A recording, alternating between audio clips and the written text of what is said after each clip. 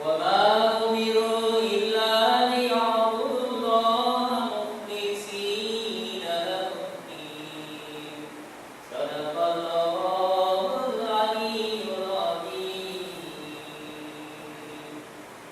وَقَدْ قَالَ النَّبِيُّ صلى الله عليه وسلم إِنَّمَا الْأَعْمَالُ بِالنِّيَّاتِ وَإِنَّمَا لِكُلِّ امْرِئٍ مَّا نَوَىٰ إِلَى آخِرِهِ أَوْ كَمَا قَالَ عَلَيْهِ الصَّلَاةُ وَالسَّلَامُ. My most respected younger women, may Allah's mercy and blessings descend upon us all. The topic which I have chosen for today is one which should be repeated as often as can be on every pulpit and every masjid of the world. Sincerity of intention is something that we need to revive. For we fear that our ibadat, our worship, be it salah, our charities, our fast, reading Quran, we fear very much that our ibadat will become adat. Our worship will become just a habit, and we continue to do it habitually, and then that will be a problem. As a believer, we need to check and recheck before doing something. Why are we doing, and even after having done? Is it really that I am doing this for the sake of pleasing Allah who is looking at me, who knows the secret thoughts of my heart? That should be a silent question of every believer. Let not our salah become a habit. Coming to the mosque, a habit. And if we do not come, you miss the habit. We should ensure that we get something from what we do. The salah that we perform at the end of a 2 rakat, we should be pleased. By the time you are in the middle of a tahiyyat, you should have felt what you did not feel before. And if you do not, you should be just as worried and act upon it. You pick up your phone and you realize it's dead. The first thing that comes to your mind, but I am paying a rent. Why should I pay a rent? So you waste your time, you call. You find another phone and you call and complain. Even you may be getting dial tone extraction, or you have a cross line. You don't need it like that. You sort it out. And so if you realize that weeks are passing, months occur, you're performing salah, and you are the same person or behavior, then talk to yourself. Work on your tawajjuh. Tawajjuh, it is something that forces humility in the hearts and minds of worshippers. What is tawajjuh? After you stand up with purity of mind, soul, body, that means you have performed the ghusl and the wudu. Remember, you don't just make an intention and start. There is a little something when you get tuned in, when you stand up. Inni, verily I, wajjahtu wajhiya, I turn my face to whom? Lilladhi fatara as-samawati wal arda, to that being. So great He is, look what He created.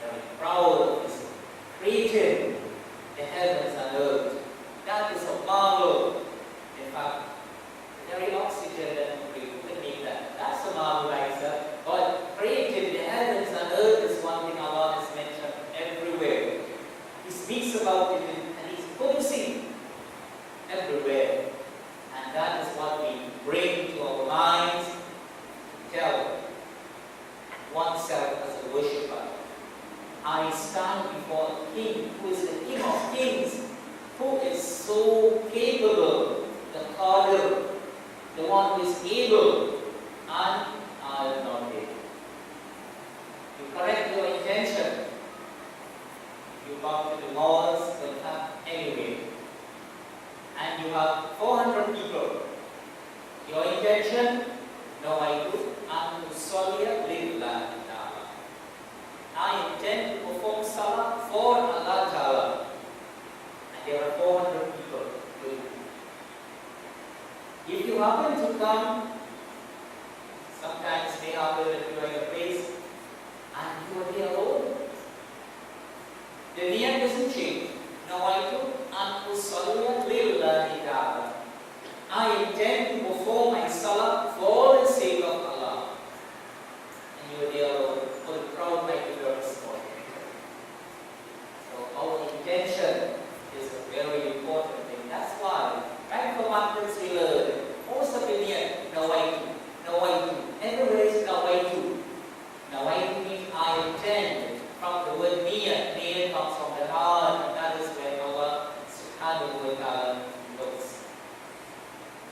If we stand up without sincerity of intention, you will realize there is no connection. There is no signal.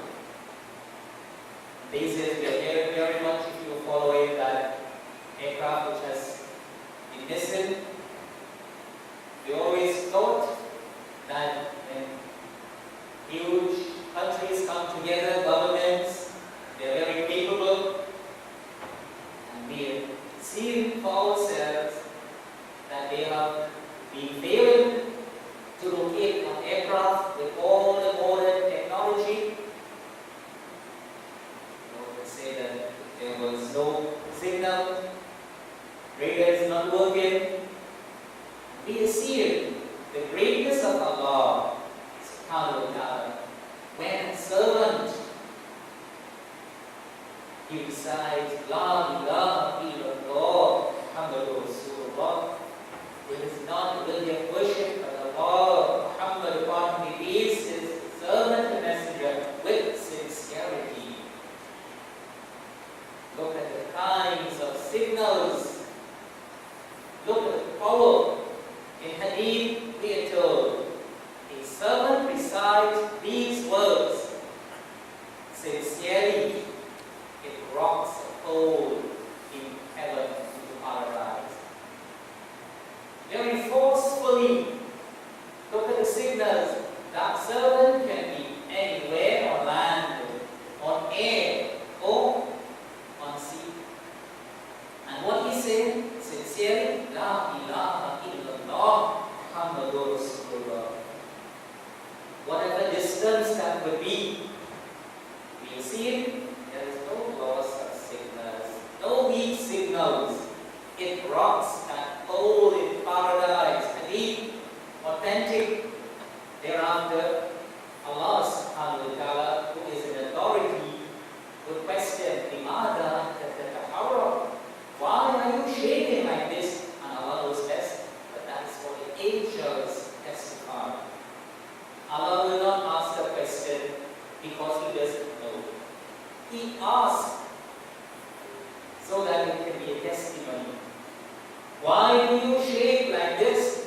Allah, who has given the power of speech and who will give the power of speech to the trees and plants and to every part of our body on the day of judgment.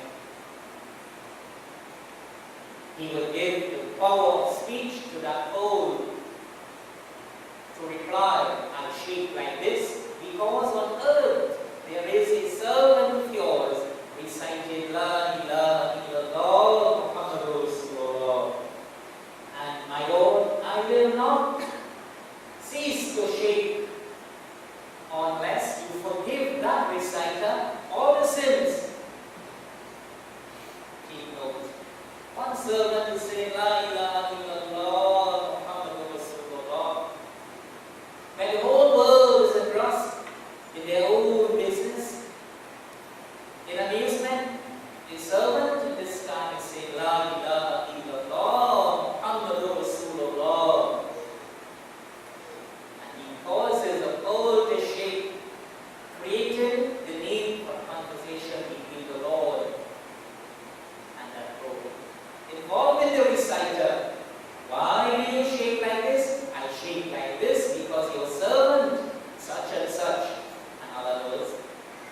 La ilaha illallah Muhammadur Rasulullah, and I will not cease the shirk. How brave that God is. Until you forgive that servant all the sins. Thereafter, Allah summons the angels. They hear it. Allah says, Ya ayyuhal malaika, O angels, you bear witness that I have now forgiven that disciple all the sins. And then the cold ceases to shake. Look at the quality of signals from any part of earth, the ocean, or anywhere in the air. No complaint of peace in them. And do not forget the story which is being mentioned regularly of Prophet Jonah alayhi salam. Yunus alayhi salam, who ended up in the stomach of a fish. That fish sailed everywhere in the ocean. And look, there is a great difference. It's not like the wreckage of a ship or an aircraft that may have fallen down and would have sunk for 3-4 miles and remain stationary. A fish can sail in every part of the ocean. The fish can go to the Indian Ocean, the Atlantic Ocean, the Pacific Ocean, anywhere. That human being could have been just anywhere. But look at the strength of the signals with sincerity. When Prophet Yunus alayhi salam heard from the bottom of the ocean, and how deep that is to us. Allahu A'lam, from the bottom of the ocean, but the wave did sail everywhere. Yes, the waves swam everywhere. When that Prophet heard coming from the pebbles at the bottom of the ocean, Subhanallah, Subhanallah, Subhanallah, that has been happening ever since. Because only he was dead here. And Allah made him understand that it's happening now. It happened from the dawn of creation. Every day glorifies the name of Allah. That's when he shouted and he cried, La ilaha illa anta subhanaka inni kuntu minal zalimin.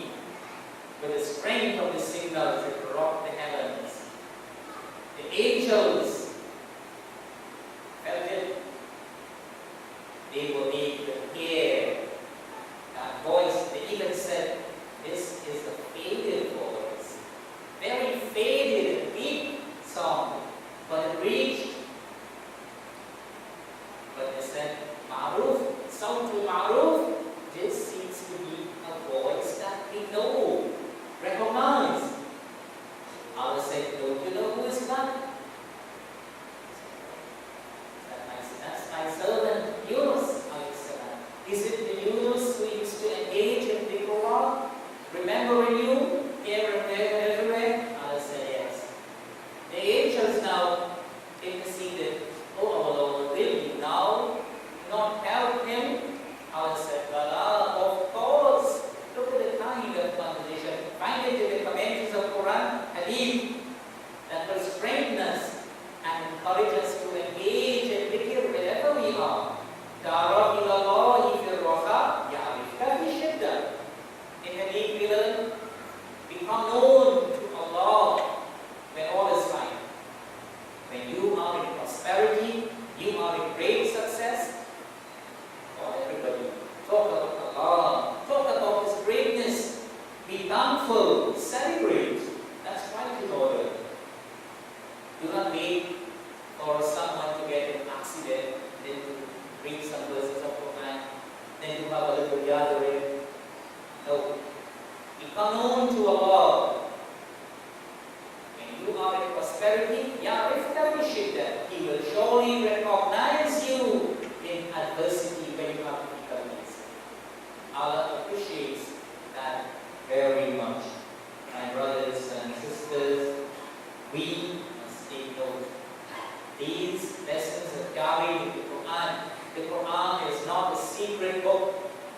It's not a book that is kept everywhere.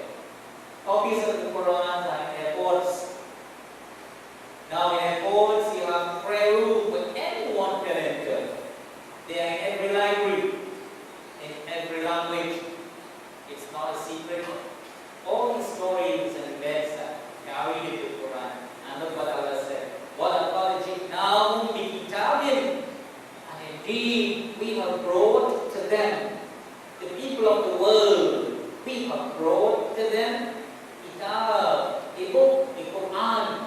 فَصَّلْنَاهُ. We have explained it. We have explained all events. Those who read and study the Quran well and understand the verses will see that in the Quran there are solutions for all the problems that are facing the world. Read and you will see. We ask ourselves, why are so many problems everywhere? So much crime, so much burden, so much accidents. The Quran tells us confusion, facade, resulting in trials, earthquakes, famine, accidents, murders has occurred everywhere on land and sea. Now we can see over there. Bima kasabat aydinas, because of what the hands of men have committed. That's general. Because of what the hands of men, the hands of people, that is Muslims, non-Muslim, the hands of men have done. And Allah explained why. لِيُذِيقَهُ بَعْضَ الَّذِي عَمِلُوا, so that He can give them a taste of some of what they do, only some of what they do. And He explained why. لَعَلَّهُمْ يَرْجِعُونَ, so that when they see, when they hear what's happening in other places, they turn back from their bad practices. It serves as a reminder. Allah does it. He has His way of putting up, reminding His servants, we turn back from evil, we become more mindful, we become more sincere worshippers, and whatever we do, we increase in our sincerity. We're talking about sincerity. Look, in the Dawatul Mazlum, fear the dua of one who is wronged. God pushes great signals in Hadith 11. The dua of one who is wronged, one who is oppressed, he makes dua. There is no barrier between his dua and the Lord, no hijab. It reaches forthwith, directly. Why? When a person is hurt, he is wronged, he comes up with the best of his sincerity. He speaks out from his heart, he cries out. Look, signals. Look at the effect of the words of a believer. Words that move mountains. Make no mistake about that. And when we do perform our actions, we must be able, of course, acceptance is from Allah, but we must be able to feel something. Feel it. Don't just do it as a habit, as a custom, and if you don't do it, you miss doing it. We should feel sad at the end of the salah. You feel empty. Come on. You're not supposed to be feeling empty. A person who is most upset, you can be angry. Come on, we are human beings. Upset. Alright, you take a deep breath. You enter into salah. I'm telling this to you. At the end of your prayer, as long as your prayer was offered, as it ought to be offered, at the end of your prayer, you forget what your problem was. Test yourself. Try it. The sign of a good believer, you take long to become angry. And if you do become angry, your anger vanishes away. Come on, how many times you say, A'udhu billahi minash shaitanir rajim. Bismillahirrahmanirrahim. That's the recipe to dispel anger. And you say that in your prayer. Imagine in your prayer, you are concentrated, you are seeing. Jahannam, you are trying to imagine based on description. You are seeing that. And then you have another longing for the paradise which has been described. Are you going to harbor hatred and enmity in your heart after glimpsing and trying to imagine the burning fire? Then something is wrong. How long are we going to harbor hurt? You know something, if a person is physically wounded, you get a cut wound on the soul. And with the passing of time, you realize that wound is not healing. It's not getting cured. You have a medical problem. You definitely have a problem. Why your wound is not healing? It's supposed to heal. There is something built in inside. Doctors will explain that. But if it's not healing, you have medical problem. Check it out. In the right manner.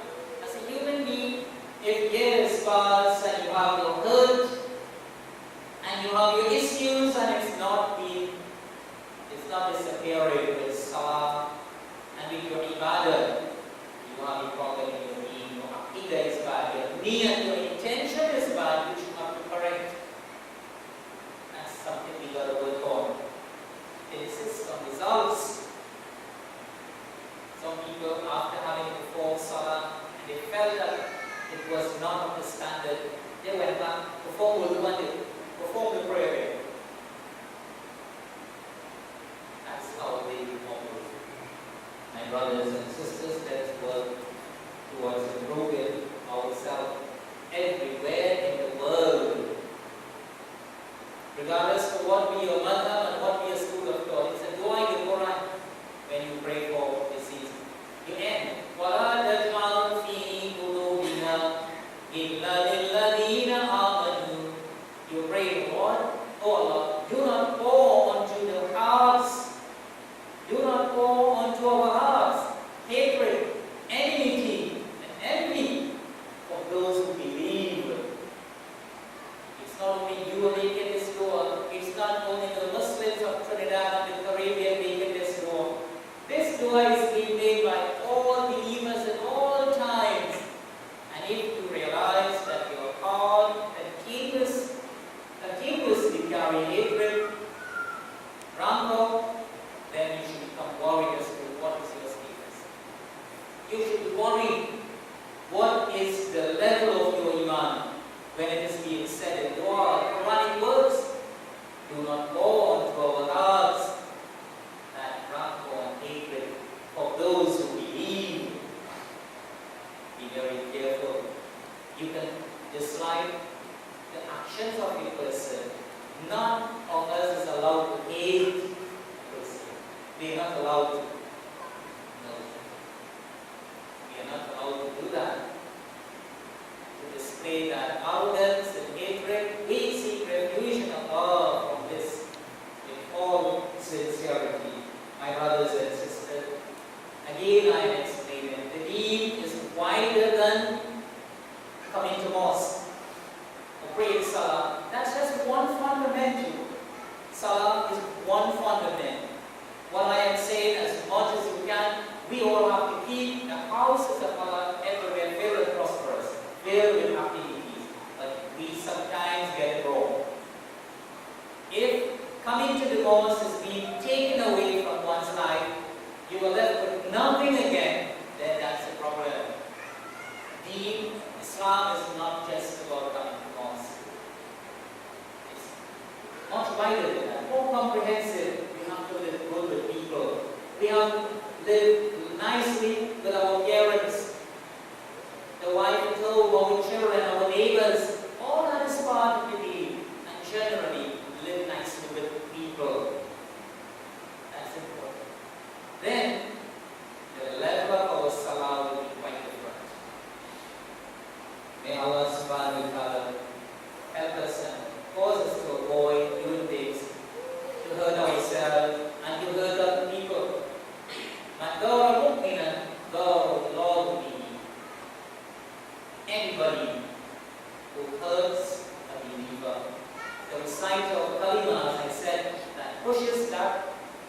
sending of signals to the heavens. Anyone who hurts a believer, Lord Allah will hurt him. Allah will harm him.